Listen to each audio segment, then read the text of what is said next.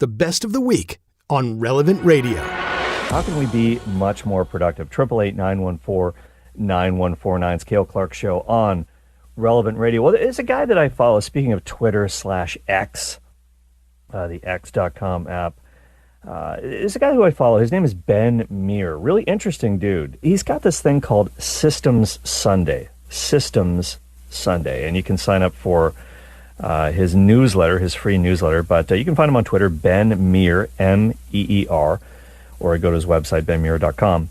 And one of his little tweets that he put out, he's got quite a few followers on Twitter, actually. He's got, oh gosh, how many does he have? I'll see. It's a lot, 362.4 thousand followers. Not bad, not bad. So he had this little tweet, and it was kind of interesting, because I'm always looking for ways to improve, ways to do things better, systems. There's another famous author by the name of, he wrote a book called, it's probably the business book, not just business, but in many ways life book of the past few years. Massive bestseller. It's called Atomic Habits by James Clear. And one of the things that James Clear says, we don't rise to the level of our goals. We fall to the level of our systems. So what is your system for getting things done? And there is the getting things done methodology. There's so many ways to do it. But Ben Meir talked about the 3-3-3 method. And that it's not original to him. It actually comes from Oliver Burkeman. Now, Oliver Burkeman wrote a best-selling book called 4,000 Weeks. Really good book. What does 4,000 weeks mean? That's the average lifespan of a human person on planet Earth. You got 4,000 weeks to do this, to try to become a saint. You know, he doesn't talk about sainthood, of course, but it's a secular point of view. But we can still use a lot of the concepts. So 4,000 weeks, that's pretty sobering. That's all we've got on average. So Oliver Burkeman talked about his method of being productive. And he's an author, he's busy, he's got a lot of stuff to do. And he was the one who really came up with this 3-3-3 method. So here's how it works. There's a first 3, and then there's a second 3, and then there's a third 3. So here's the first 3 in the 3-3-3 method. He says, spend 3 hours of deep work on your most important project. 3 hours of deep work on your most important project. Now, what's deep work? Well, this is really the ability to focus on something big. Now, maybe you're trying to write a book, or whatever your big task is. It's a little bit like Stephen Covey in his book, The 7 Habits of Highly Effective People. He says, it's like a jar. Your day's like a jar. And if, you've all done these science experiments in class as a kid where the teacher will say, how many rocks do you think I can fit in this jar? Do you think I can fit in the sand as well? Oh, no, I don't think you can. And then he pours it in. Oh, yeah, it all fits. But if you don't get the big rock in the jar first, the big rocks, and the little rocks in the sand, they're not going to fit. There's not going to be enough room for them if you put in the little stuff first. You got to get the big things done first. And that's really important. So the first 3-hour block, if you will, I think it's good to time block your day too. You've got to do this deep work on your biggest project. Now, why does he say 3 hours? Well, as it turns out, 3 to 4 hours, that's about your limit. That's about your outer limit of what your brain can handle in terms of intense, focused, deep work. But if you're able to do this, you'll get 500% more done than you did before. Because let's face it, especially in the modern workplace, especially if you are one of these people who has been called back to the office, BTO, back to the office, and there's always interruptions, right? And there's interruptions when you're working from home as well. The phone rings, you got a meeting, somebody knocks on your door, context switching. That kills so much time in your day. But if you can get this 3 to 4 hour block where you can get this big project done, it's absolutely huge. And on Oliver Burkeman's website, oliverburkeman.com, he talks about this in a little bit more detail. I found an article that he wrote about it. And he said, look, there's not too many hard and fast rules of time management that always apply to everybody, regardless of their situation, regardless of their personality, regardless of what kind of work they're doing. That's why he's big into general principles. But he says, if there is one thing that applies to everybody, it might be this. You almost certainly can't do the kind of work that demands serious mental focus for more than about 3 or 4 hours per day. That's about the max that you can handle. So what some people will do is they'll try to do something big, like for like a 7 or 8 hour stretch. And yeah, you might say, yeah, I can do that. I can do that, Cale. And maybe you have done that certain times in your life. I've done that too. Like you're just kind of on a roll and you're absorbed with the task and you just keep cranking it out. You don't even realize how much time has flown by because you're so into the flow. You're so into the moment. It's like, wow, 5 hours, 6 hours has gone by. But I would say that's pretty rare. You're not going to be able to do that every single day. It's just not feasible. It's not feasible. So what most people do is really the max is 3 to 4 hours of concentrated work, but they tend to string it out over a whole work day. And this is where, again, Parkinson's law comes into effect, where the amount of time that you allot to the task, that's how long it'll take. If you only give yourself 3 hours to do it, you can get it done in 3 hours. If that's your limit, you have to do it. You can't do it. The alarm's going to go off and you have to move on to something else. And you'll find a way to get it done in 3 hours. But if you give yourself 8 hours, you'll string it out for 8 hours. It's just the way things go. The work expands to fill the time that you've given it. That's important. But here's what Oliver Burkeman says. This is really intriguing. If you look at great minds throughout history, a lot of them have done this idea of your big work project of the day, your focused work project is 3 to 4 hours max. Charles Darwin, and I'm not saying, look, this has nothing to do with whether his theory of evolution is legit. I think it's got some problems, but nobody can argue the impact this guy had, for better or for worse. Charles Darwin, when he was working on the theory of evolution, he worked for 2 90-minute periods and then one 1 hour period. Guess what that adds up to? 4 hours. I mean, I failed. I was sick the day they taught math at school, let's put it that way, but I can figure that out. That's 4 hours. The math genius, Henri Poincaré, he worked for 2 hours in the morning and then 2 in the afternoon.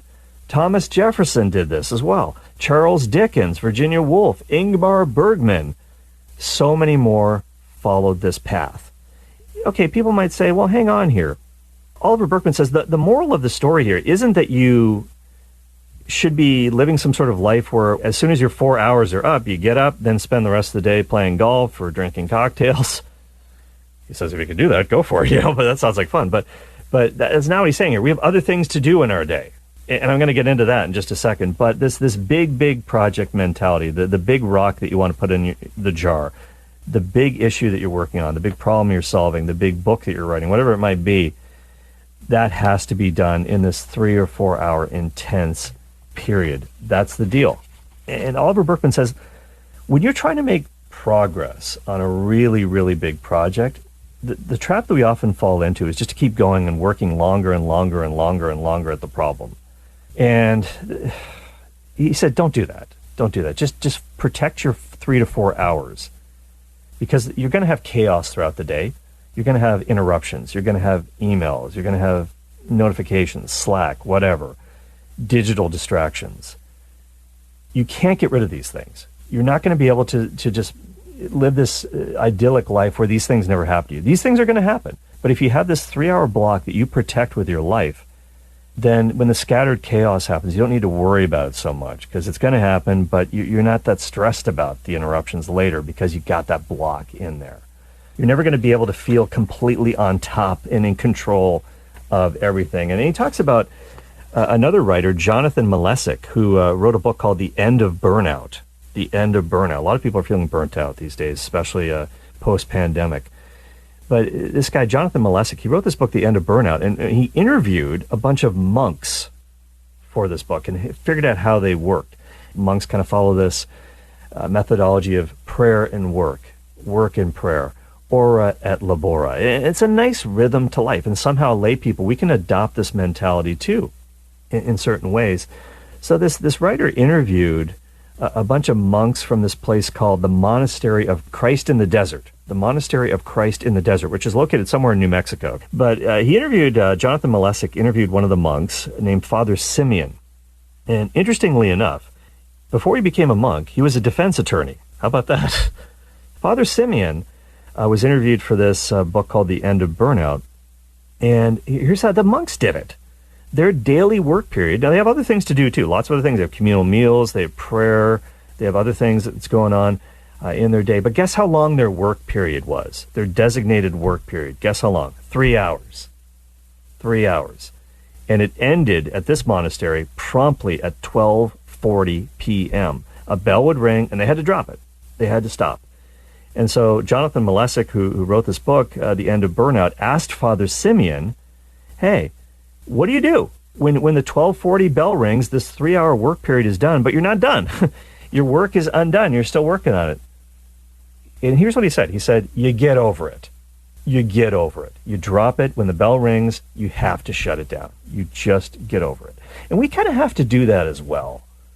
Cal Newport, who wrote the book Deep Work, which is a classic on this whole concept of working deeply with a focused mindset, which is such a superpower in today's world. People are so distracted by our digital age that, especially young people, if you can somehow learn this skill of focus, it is a superpower in the job market and in the future world, to be sure, that's coming. So Cal Newport has something called the shutdown ritual or the shutdown routine, where he goes through this sort of little process at the end of his workday where he closes his laptop, he fixes the papers on his desk, puts things away back in their place, and he shuts it down. He literally says to himself, shutdown complete. It sounds like a robot type thing to say, shutdown complete. And then it's sort of a mental cue.